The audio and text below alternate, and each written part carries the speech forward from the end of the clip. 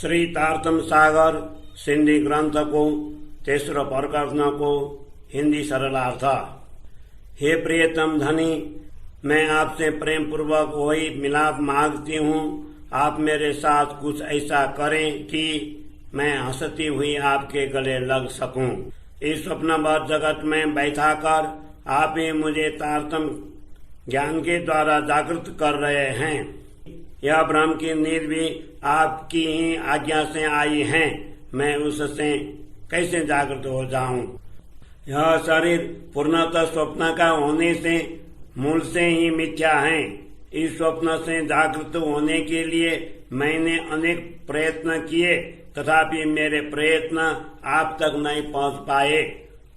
यद्यपि तारतम ज्ञान ने कोई संदेह रहने नहीं दिया, तथापि इस स्वप्न में मेरा कुछ भी नहीं चलता है। आपने निश्चय ही अपना संबंध प्रकट कर दिया है, फिर मैं आपके अतिरिक्त किससे प्रेम करूं?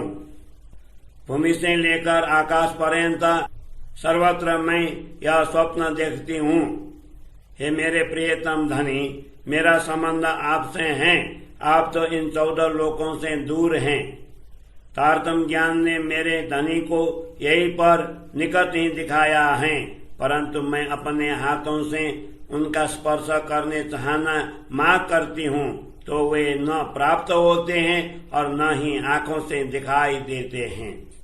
आप जैसे महान है, आपका ज्ञान भी उसी प्रकार महान है। जब मुझ में मैं पना परम धाम की मैं ही नहीं रहा तो इस स्वप्न में यह ब्रह्म ज्ञान क्या कर सकेगा? संसार का यह खेल पूर्ण निद्रावस्था का है। यहाँ पर जीने और मरने तक का ही ज्ञान है। हमारे शरीर भी इसी स्वप्न के हैं, इसीलिए इनके द्वारा किसी प्रकार आप तक नहीं पहुंचा जा सकता है।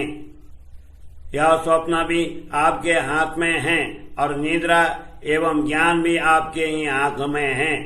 आपके सुख स्वप्न में मिले या जागृत अवस्था में मिले, सभी आपके ही आदेश के अधीन हैं। यह बात यहीं पर आकर रुक गई है।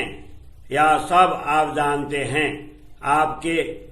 आपने केवल अपने ही स्वरूप का बोध करवाया है, इसलिए मैं आपकी ओर ही देख रही हूँ। मैं किसके पास क्या मांगूं?